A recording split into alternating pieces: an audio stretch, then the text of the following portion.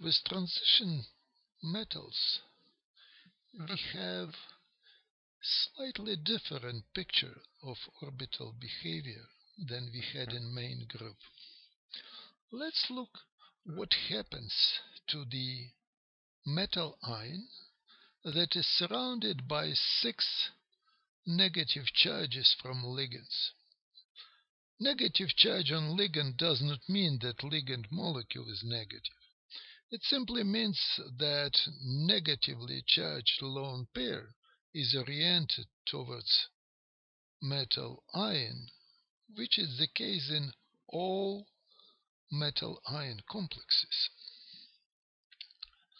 So at first, a negative charge, of course, is attracted by positive charge of metal ion.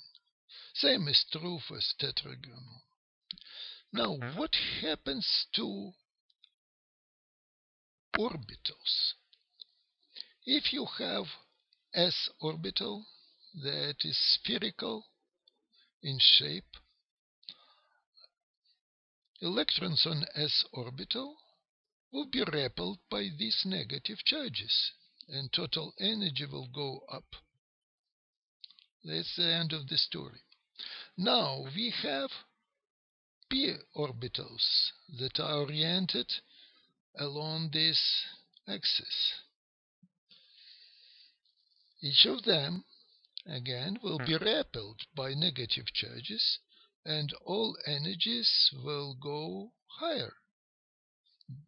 But repulsion will be identical for each of them, so no splitting of orbital level. They all will have the same energy, no matter which direction they are. Same is true for tetragonal complex. Now, so again we are looking at metal ion in center, at which orbitals are centered, and negative charges around of it. These two orbitals, dz square and dx square minus y square, have lobes oriented towards negative charges. So the disadvantage is very high. Electrons on these orbitals should be close to negative charge. Contrary to that, dxy, dyz, and dxz have lobes oriented between two negative charges.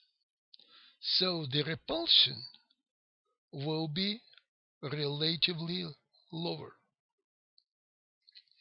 So energies of these two and these three orbitals will be different. These energies will be higher and these will be lower. We can draw this scheme in such a way. Before, for free ion, we had all of them having identical energy. After octahedral splitting, 3 orbitals have relatively lower energy and 2 orbitals relatively higher energy. All this splitting can be labeled as delta, and of course it's octahedral. Can be calculated that relative splitting will be 2/5 down and 3/5 up, which makes sense because total should be 3 orbitals 2/5, 2 orbitals 3/5 will go zero balance.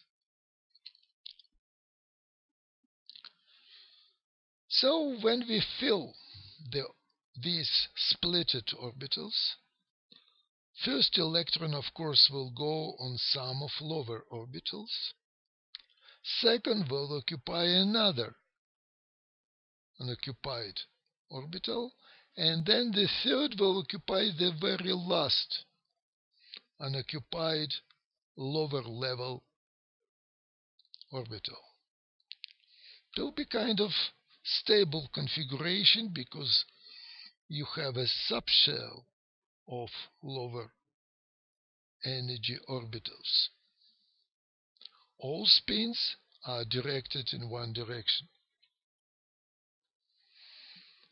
What happens to electron number 4? There are two options. It can go at next unoccupied orbital because of Coulomb rule, and we'll have all 4 electrons having parallel spins. Another option is low spin. It will stay at one of low energy orbitals, but it should take opposite spin for that, so total number of unpaired electrons will be 2, not 4.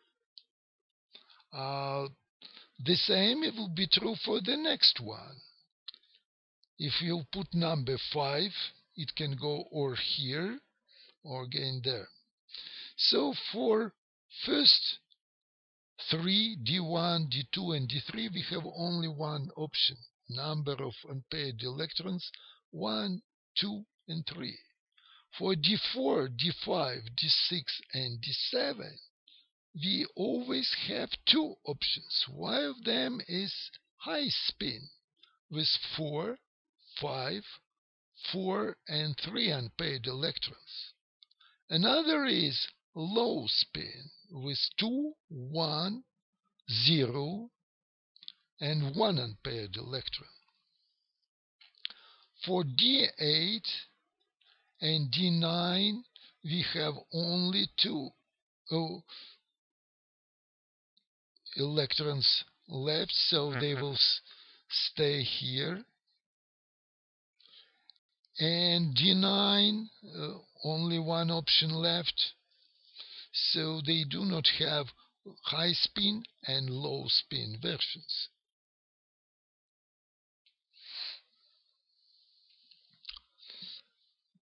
When it happens, if ligand field, which means splitting between orbitals, is weak, Coulomb's rule will prevail, and you'll have high number of unpaired electrons. If you have strong field, splitting between orbitals is large, and electrons prefer to stay at lower. So for 3D4, we have variant of 4 unpaired electrons. Configuration will be T3E1. T stands for triplet below and E for upper orbitals. Or for strong field, we'll have T4 configuration with 2 unpaired electrons, and so on. Now, how we can measure who is who? We can measure magnetic moment,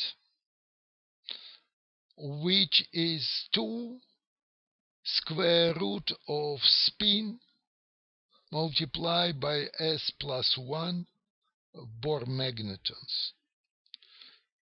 Now, this equation can be rewritten in terms of number of unpaired electrons. It's not exact equation, but it's a very good approximation.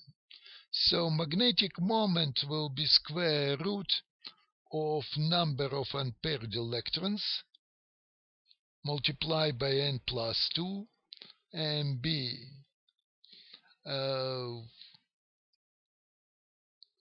In this case, it's very easy to do calculations. You just hook number of unpaired electrons for each case, and you have magnetic moment. One very important example is 3d6 low spin configuration, where magnetic moment is 0. You have diamagnetic complex. We name it again strong field or diamagnetic case. What about tetrahedral complex? To start with, we have only 4 minuses.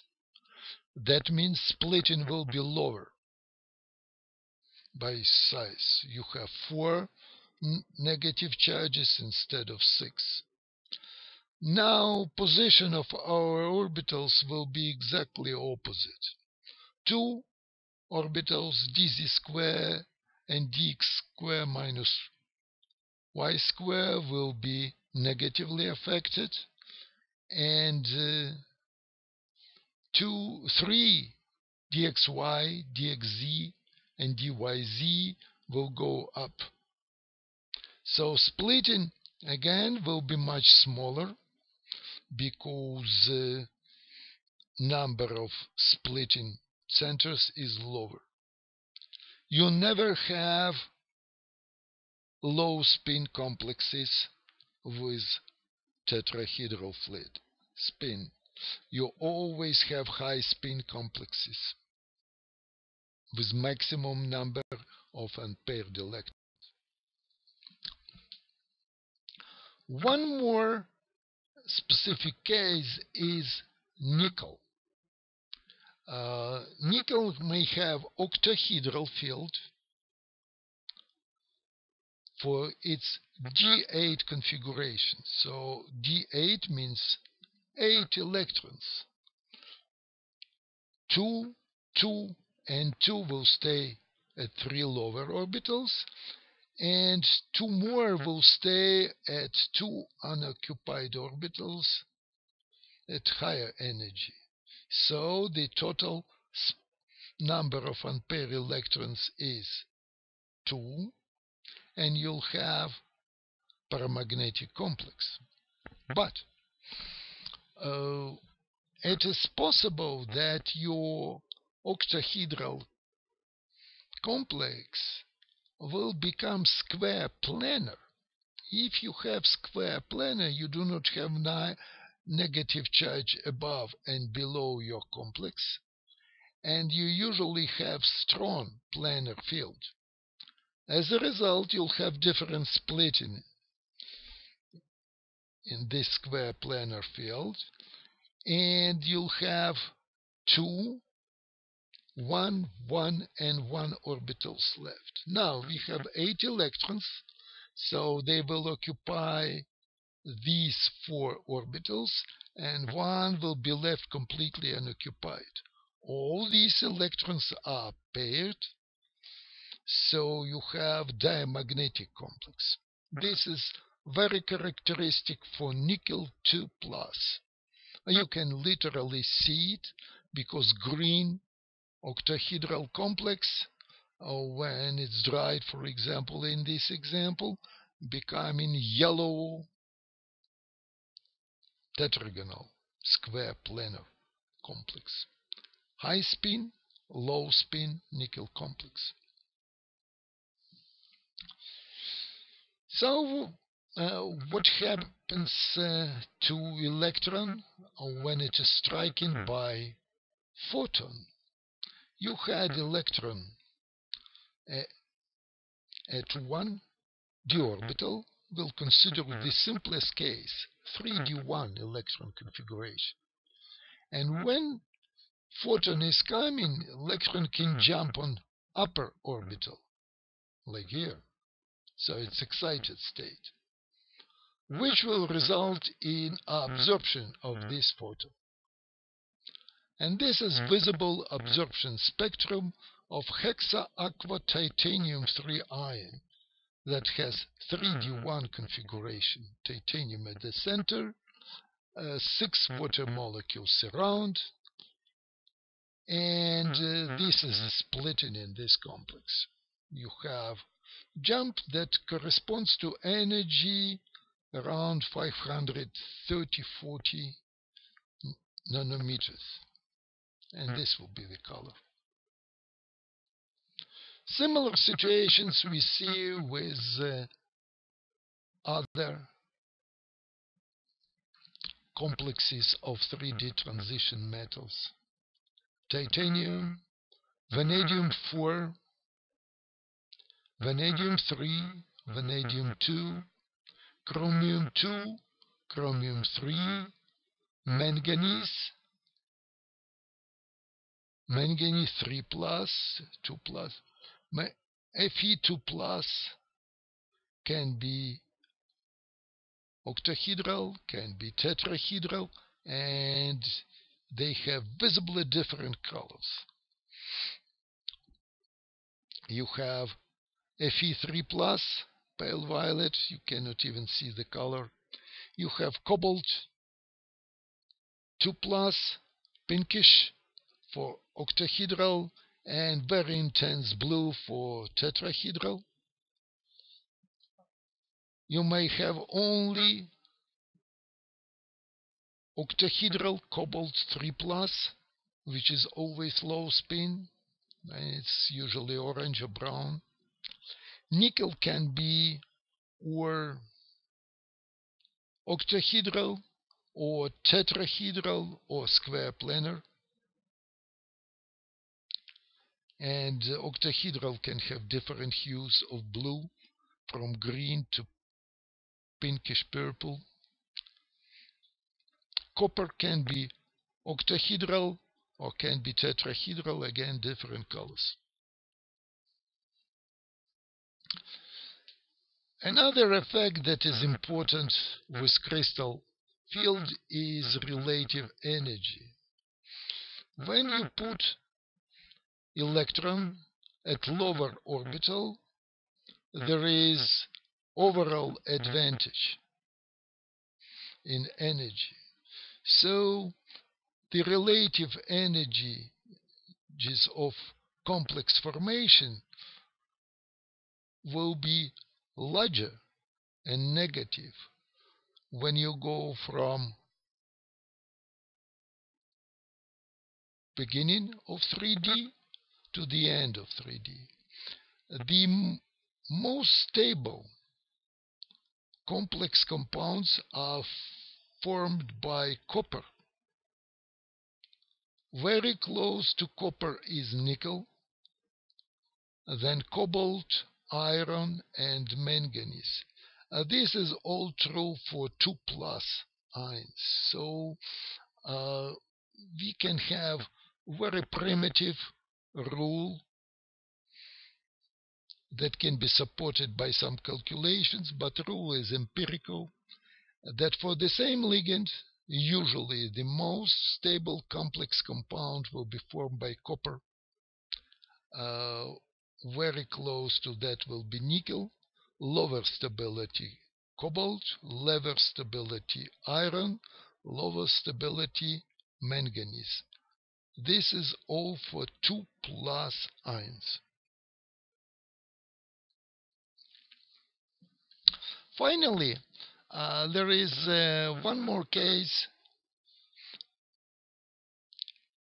If you have exact octahedral configuration and your complex have 2 possibilities for electron to stay, it can stay at 2 different orbitals. Nature does not like this ambiguity, and symmetry of your complex changes to lower or elongation of z-axis or compression. But anyway, you do not have octahedral anymore. You have tetragonally distorted. This effect is named by 2 physicists, Young and Teller, Young-Teller effect or Young-Teller distortion, and it results in splitting of peaks in visible or UV spectra of complexes.